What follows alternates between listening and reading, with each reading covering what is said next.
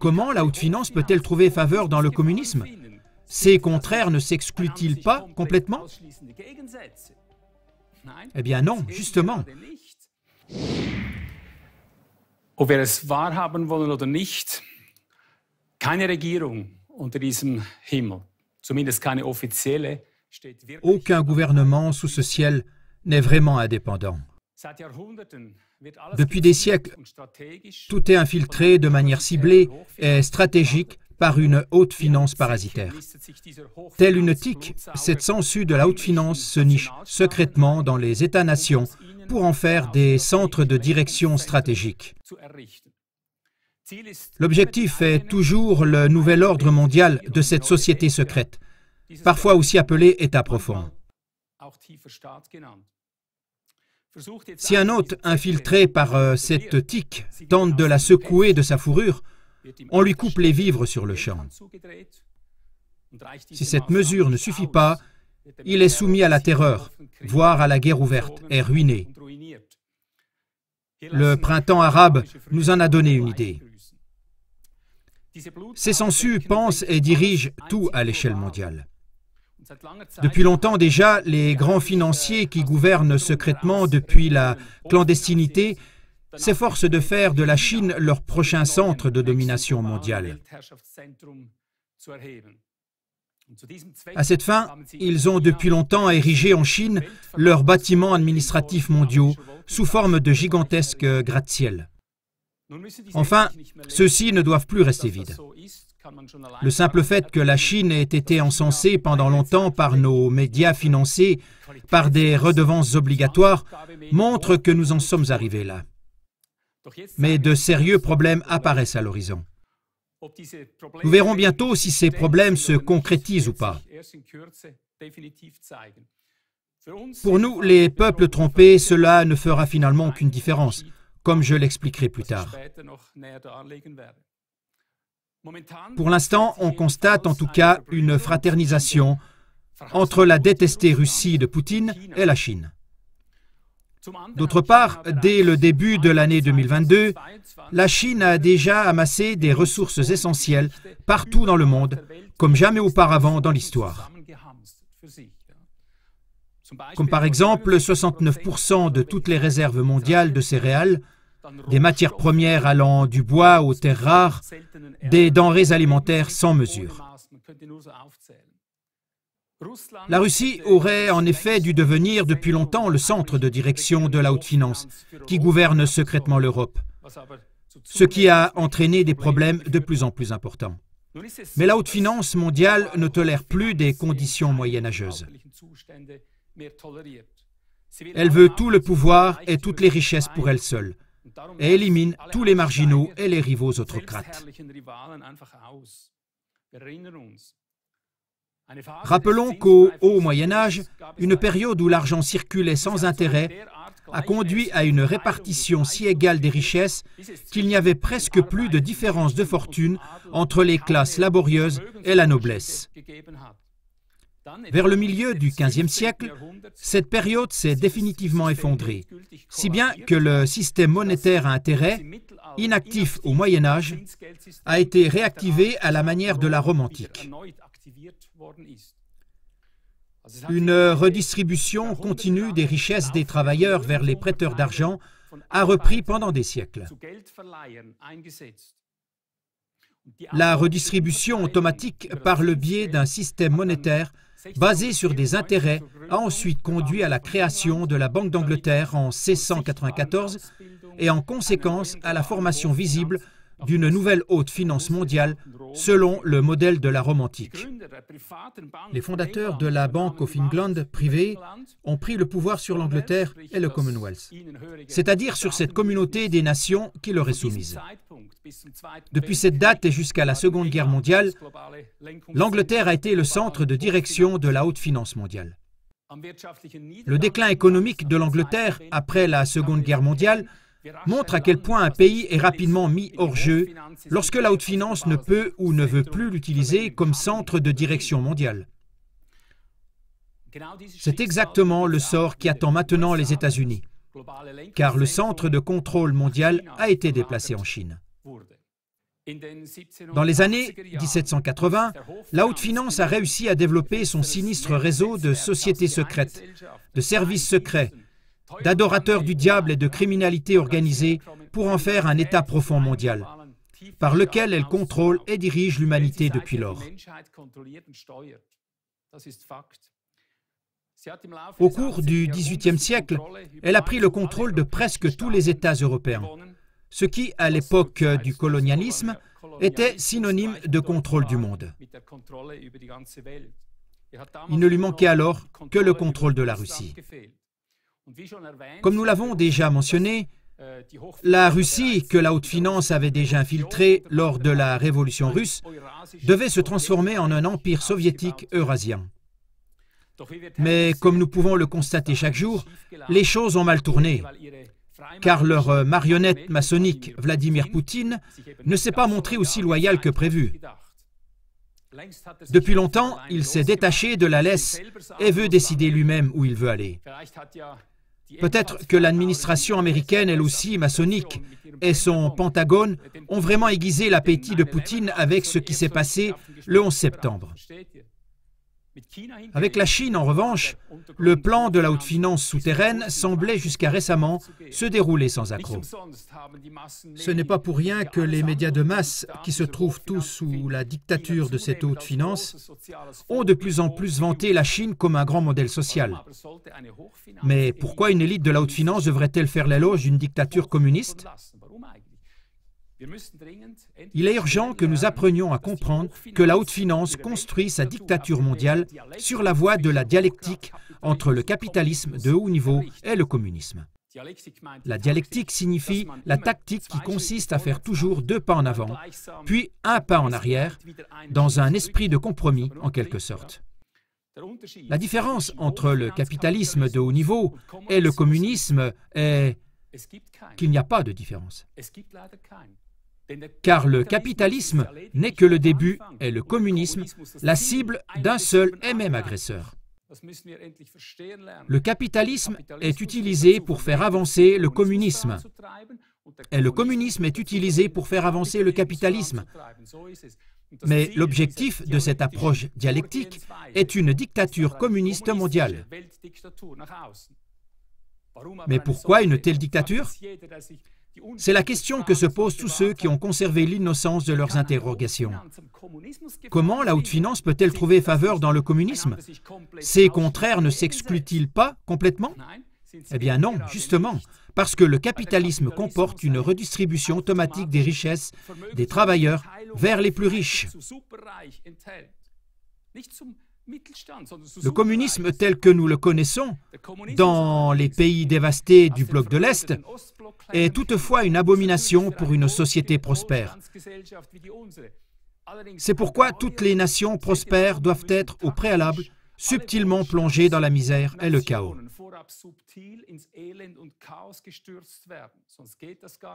D'une part, cela se fait systématiquement en transférant imperceptiblement de plus en plus de richesses nationales dans les mains de quelques rares super riches, comme on l'a vu au cours des siècles passés. D'autre part, la misère peut également être provoquée par un terrorisme ciblé et des crises délibérément attisées. Nous y reviendrons plus tard. C'est en tout cas ainsi que ces familles de l'élite ont successivement pris le pouvoir sur l'humanité, car nous dépendons tous de leur argent.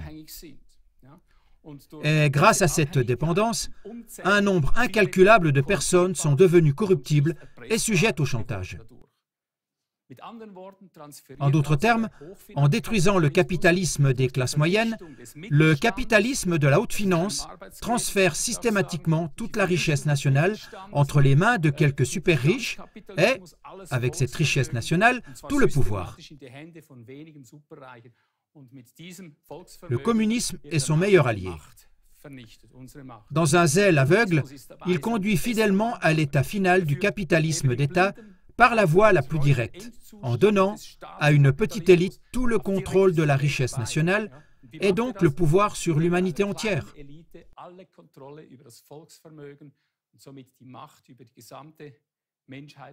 Vous tous, les communistes, reconnaissez s'il vous plaît ce que je dis ici, et voyez clair dans ce jeu malsain.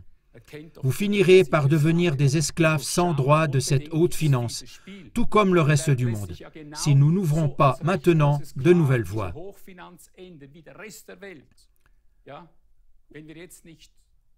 Vous en saurez plus à la fin de cet exposé.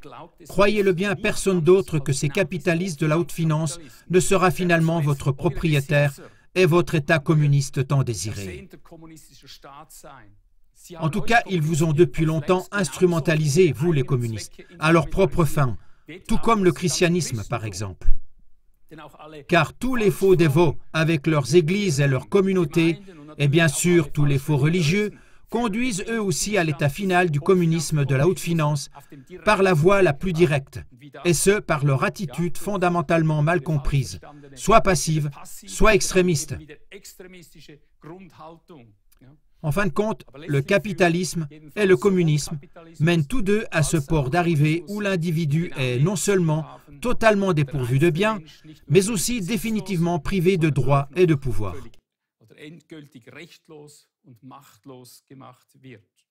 Mais comme la haute finance est surtout intéressée par le pouvoir sur l'humanité, et pas seulement par sa fortune, le capitalisme ne sert que d'outil. Le communisme, ou plutôt la dictature communiste mondiale, étant le véritable objectif. Pour ceux qui doutent encore, voici une citation du pape maçonnique de la haute finance, Otto Kahn. Déjà en 1919, il disait textuellement dans une conférence à Budapest, « Vous dites que le marxisme est l'ennemi le plus acharné du capitalisme qui nous est sacré. Mais ce ne sont que des pôles opposés qui nous permettent d'être l'axe des pôles. Les deux pôles ont cependant le même objectif. Le renouvellement du monde par le haut, via le contrôle de la richesse, et par le bas, via la révolution.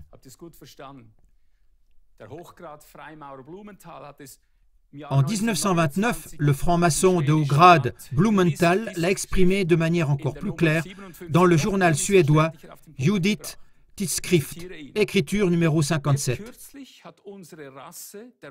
Ce n'est que récemment que notre race a donné au monde un nouveau prophète. Mais celui-ci a deux visages et porte deux noms. D'un côté, son nom est Rothschild, de l'autre, Karl Marx. Fin de citation. Aussi longtemps que cette haute finance mondiale fonctionnera, peu importe comment l'humanité évoluera, quoi qu'il arrive, les élites tenteront toujours d'instaurer une dictature communiste mondiale, et ce, même si le fameux État profond n'existe plus. Le marxisme, le communisme et leurs descendants, le socialisme, n'incarnent rien d'autre que le capitalisme d'État et la domination par une minorité privilégiée qui aspire à un contrôle despotique et total de l'humanité et veut lui retirer non seulement tout droit, mais aussi toute propriété. On voit tout simplement partout comment le capitalisme et le communisme se servent l'un l'autre à merveille. Et nous retrouvons le même phénomène de la Chine à la Russie et à l'Europe. Partout, les multimilliardaires rôdent et partout règne un État quasi omnipotent. Nous, dans l'espace germanophone, nous sommes, tout comme la Russie et la Chine, sur la bonne voie pour n'avoir plus que des groupes puissants et un pouvoir centralisé à Bruxelles sur nous, de sorte que l'individu se retrouve finalement sans aucun droit d'intervention, sans aucun pouvoir et sans aucun droit. En bref, le capitalisme et le communisme forment une équipe de haut niveau, qui est également puissamment favorisée chez nous en Europe.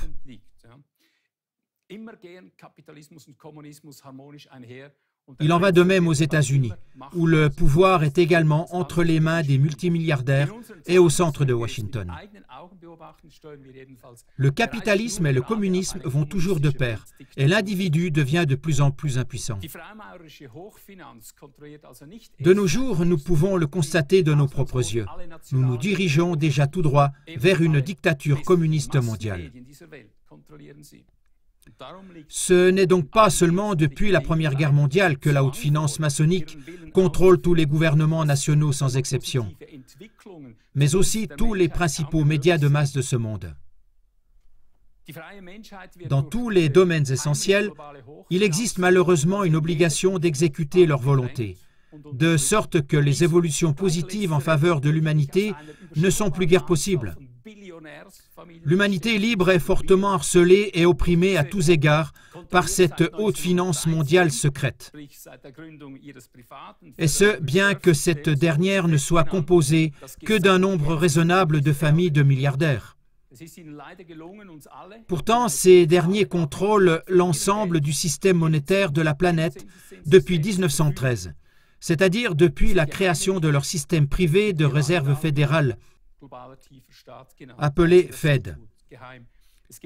Ils sont parvenus à nous rendre tous totalement dépendants de leur argent avec un système hallucinant d'intérêts et d'intérêts composés. C'est pour cette raison que cette élite secrète est appelée l'État profond mondial. Il s'agit donc, comme nous l'avons mentionné, d'un réseau de sociétés secrètes dont les chefs suprêmes sont tous, sans exception, des adorateurs du diable. Ceux-ci sont liés depuis bien plus de 200 ans aux services secrets et au crime organisé, etc. Il suffit de penser à leur guerre de l'opium, qui n'était que le premier maillon d'une gestion du chaos délibérément orchestrée pour prendre le contrôle de la Chine. Ils contrôlent de plus en plus tous les gouvernements, les médias d'information, les systèmes juridiques, les institutions d'enseignement, les sciences et autres choses similaires. En résumé, ils contrôlent l'ensemble de l'humanité depuis l'ombre. Ils y parviennent parce qu'ils ont réussi à infiltrer habilement nos systèmes étatiques à tous les postes clés. Et au-dessus de chaque zone capturée où ils ont réussi à prendre le contrôle total de la planète, ils font comme les anciens pirates. Lorsque ces derniers s'étaient emparés d'un navire, ils hissaient leur drapeau avec une tête de mort et des os croisés. Les drapeaux des élites dirigeantes mondiales sont en revanche beaucoup plus discrets et accueillants. Regardez donc quelques-uns de ces drapeaux. Ils signalent tous la souveraineté absolue. Comme nous allons le voir, ils existent sous forme d'emblèmes de souveraineté sur la terre, l'air, l'eau et d'autres encore. Et nous n'avons même pas remarqué qu'il s'agit en fait toujours d'un seul et même signe de souveraineté.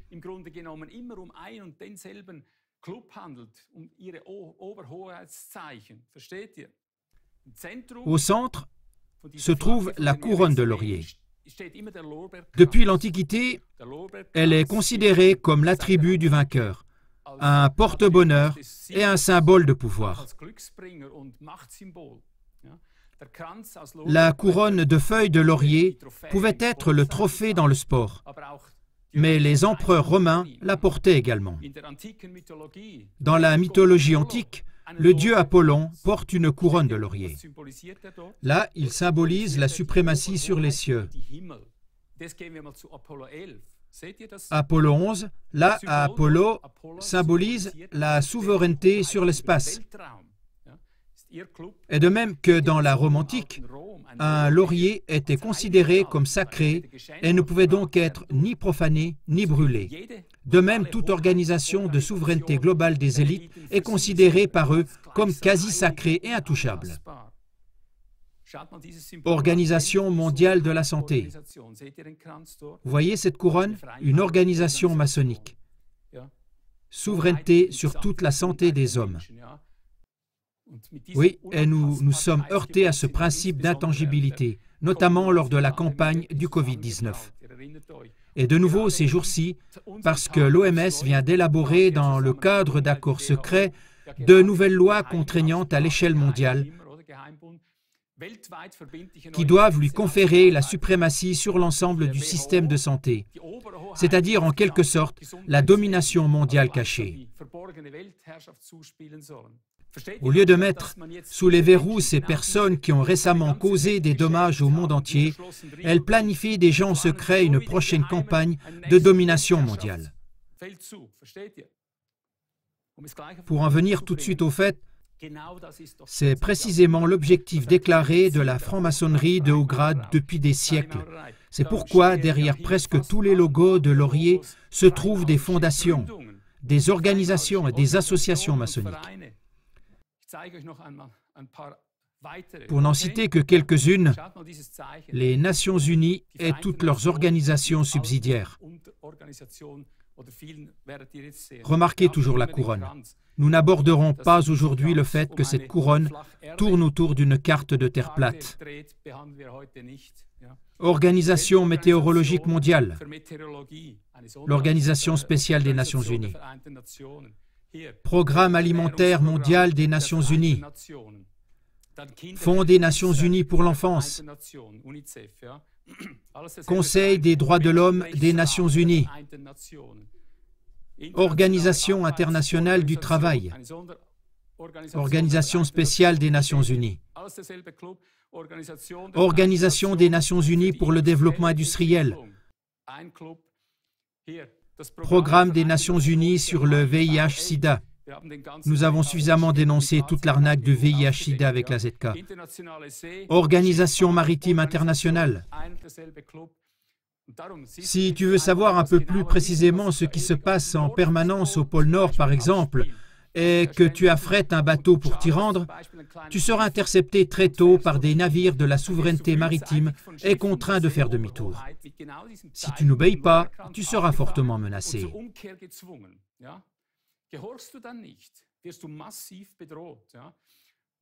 Et si tu affrètes un avion, par exemple un petit Cessna, et que tu te diriges vers le pôle Nord, les chasseurs à réaction de la souveraineté aérienne internationale t'intercepteront. À ta droite et à ta gauche, ils t'encadreront et te demanderont par radio de faire immédiatement demi-tour. Si tu n'obéis pas, ils t'abattront.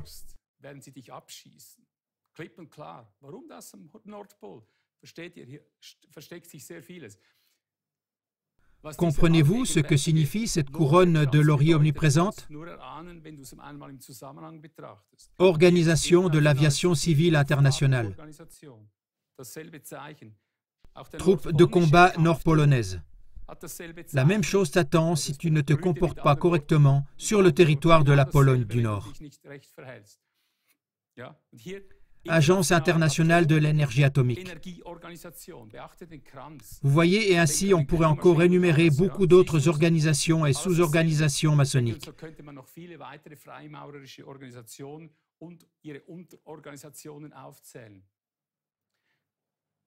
Vous n'arriveriez même pas à faire le tour de la NASA et de tous ces astronautes maçonniques. Sans parler de la nouvelle religion maçonnique du climat avec ses faux prophètes et ses grands prêtres qui effraient sans cesse les peuples avec leurs mensonges climatiques.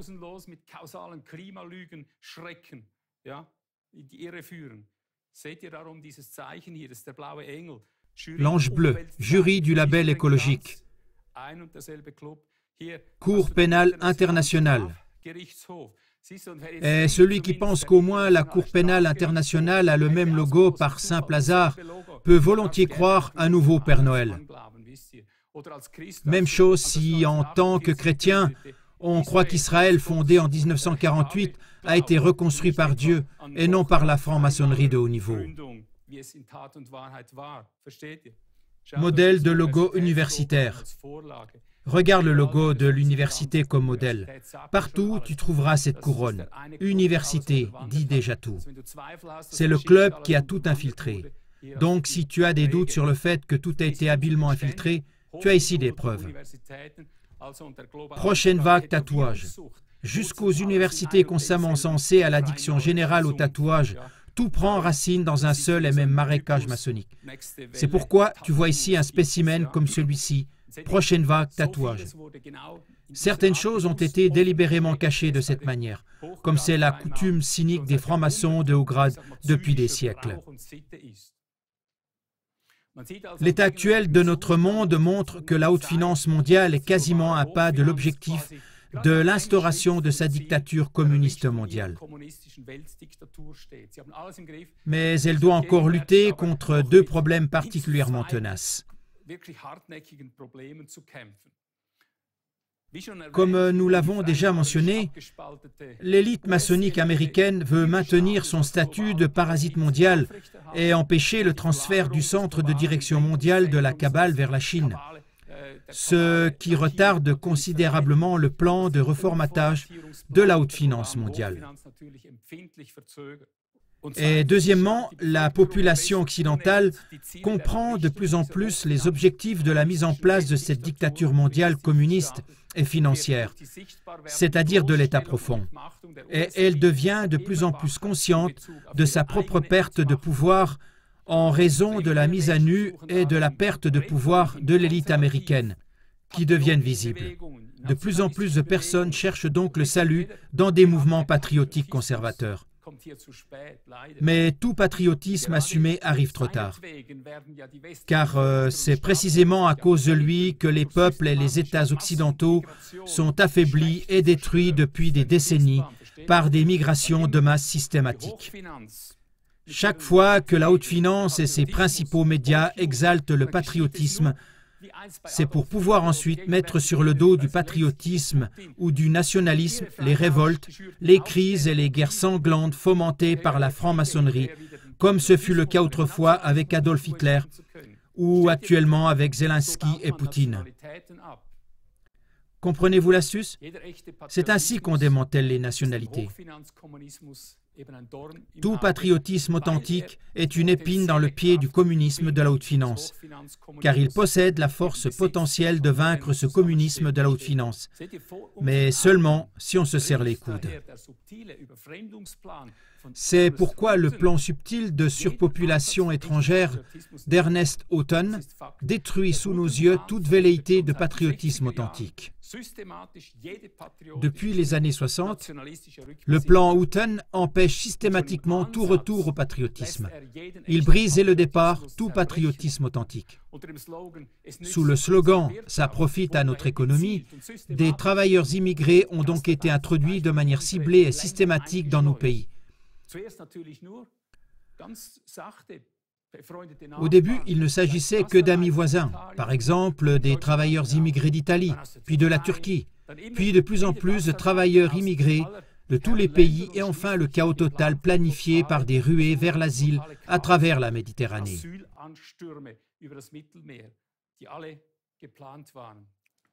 La migration de masse s'est ainsi révélée être de plus en plus une ruse de guerre marxiste contre nous, afin d'imposer la dictature communiste mondiale.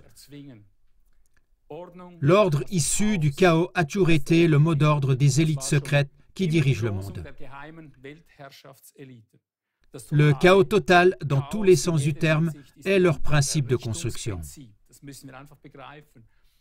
Pour notre génération, cela commence par les hippies du mouvement de 68, avec l'introduction ciblée de drogue, de sexe, d'alcool, en passant par le nihilisme total, jusqu'à l'effondrement économique total de la classe moyenne, annoncé par les confinements de la pandémie.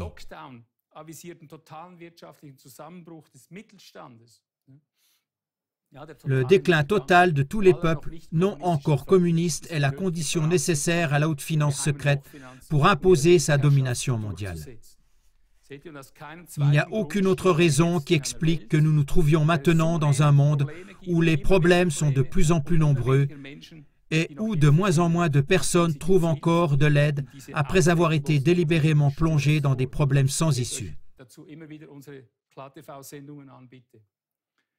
Je résume tout ce qui a été dit et j'en arrive à ce qui me semble être une solution viable pour sortir de cette crise mondiale.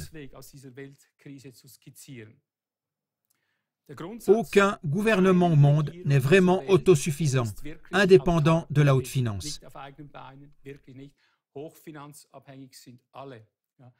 Même les gouvernements qui souhaitent conserver ou rétablir leur indépendance ne le peuvent pas. Ils sont écrasés par l'armée. La Chine et la Russie ont également été construites stratégiquement par la haute finance mondiale et attirées dans le piège de la dette, comme tous les autres pays du monde. Le communisme tout entier est un dispositif global et stratégique de la même haute finance, destiné à éliminer toute classe moyenne qui lui est rivale. Le principal point faible du complexe financier mondial, désormais numérique, réside dans la nécessaire administration étrangère. Tout comme les Américains dépendent de gouvernements fantoches appartenant aux États-Unis dans tous les territoires qu'ils occupent, la haute finance fait de même. C'est dans cette administration étrangère que se trouve le talon d'Achille, le point vulnérable de toutes les puissances d'infiltration. Après que la haute finance mondiale a construit, entre autres, des prisons de masse rentables, c'est-à-dire des camps de travail pour les travailleurs gratuits, en Russie et en Chine, et qu'elle a finalement pu révolutionner techniquement le marché mondial tout entier, il n'y a plus de retour en arrière possible. Mais certaines des principales marionnettes des États vassaux qui ont été stratégiquement construites par la haute finance mondiale ont entre-temps elles-mêmes pris goût à la vie. De même que les bandes de brigands ont toujours eu l'habitude de s'entretuer lorsqu'il s'agissait de se partager le gros du butin, il en va de même aujourd'hui. Mais pour nous, les peuples trompés, ce n'est pas une bonne nouvelle. Car que ce soit la haute finance mondiale avec ses militaires ou que ce soit ses vassaux déserteurs qui gagnent la bataille finale pour les peuples travailleurs bon marché, tous les peuples de cette terre finiront de toute façon sous surveillance totale dans les camps de rééducation et de travail prévus. Parce que ce concept est le plus lucratif pour tous les partis de pillards. Und keine dieser Parteien wird davon ablassen, weil dieses Konzept eben das einträglichste für alle Plündererparteien ist. Versteht ihr das? Priez si vous pouvez prier pour que tous ces mafieux des sociétés secrètes s'éliminent mutuellement de leurs propres mains et qu'ils ne parviennent plus à abuser et à sacrifier des peuples innocents pour leur révolte et leur guerre.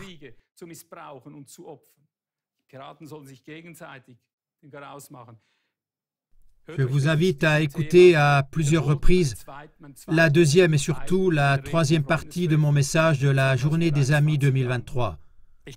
Vous ne trouverez nulle part ailleurs des solutions et des propositions plus puissantes. Il n'y a qu'une seule issue pour les peuples. Ils doivent devenir ce qu'on leur a fait croire pendant des siècles.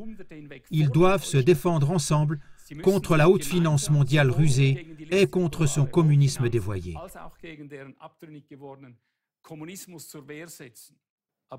Mais ce n'est pas la forme puérile ou au mieux adolescente de la démocratie suisse qui nous sortira de l'ornière, car elle est basée sur l'égoïsme humain et donc sur la lutte éternelle des égos. Ce dont ce monde a besoin, c'est de l'union de tous les peuples condamnés à l'esclavage sous cette loi agissante de l'esprit de vie, de paix et de force de navigation céleste qui sait guider même le monde animal inculte. À ceux qui objectent ici qu'une telle navigation est impossible chez les humains, je renvoie sereinement à l'histoire de l'OCG, dont les organes issus de milliers d'horizons différents agissent harmonieusement comme un seul homme depuis des décennies et construisent le nouveau monde sur cette voie synergique, et ce bénévolement et avec une grande motivation. Les résultats ne sont pas seulement visibles dans les dizaines de milliers d'émissions gratuites de CLA TV ou dans les centaines de milliers d'articles du journal gratuit Voix et Contre-Voix. Vous trouverez ces mêmes résultats dans tous les produits de notre maison d'édition Elion, sous la forme de dizaines de livres gratuits, de littérature spécifique sur le thème susmentionné, sur le même thème spécifique de la force de navigation ontique mondiale, dans environ 2000 conférences gratuites sur CD ou dans de grands films, des oratorios, etc. Nous avons créé tous ces produits bénévolement, malgré les fronts furieux de la haute finance mondiale et du communisme agressif, entre lesquels nous sommes coincés depuis des décennies.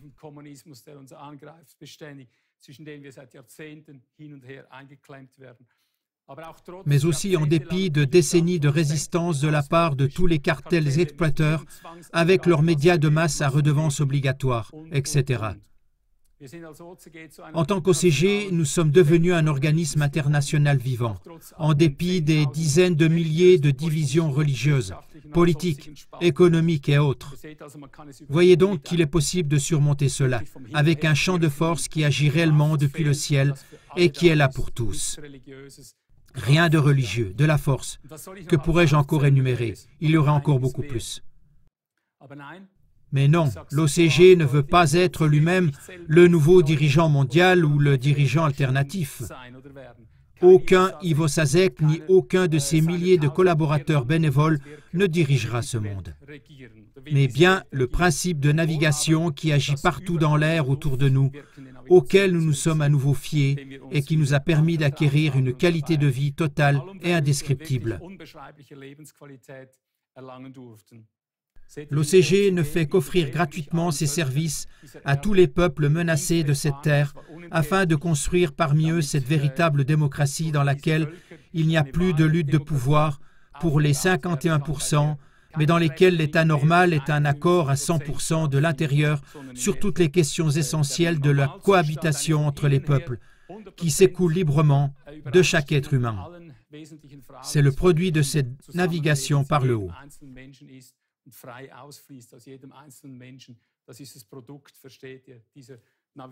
J'appelle ici tous les hommes de toutes les nations à l'engagement actif nécessaire. Devenez avec nous cet organisme vivant.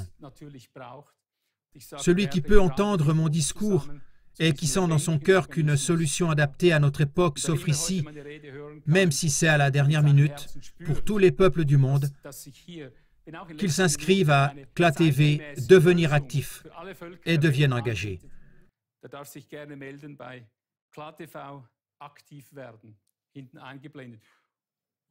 Nous sommes là pour toi et nous t'introduisons de manière pratique dans ce champ de force qui navigue de façon antique. Je suis Ivo Sasek qui se tient devant Dieu depuis 47 ans. Ich bin Ivo Sasek, der seit 47 Jahren vor Gott steht.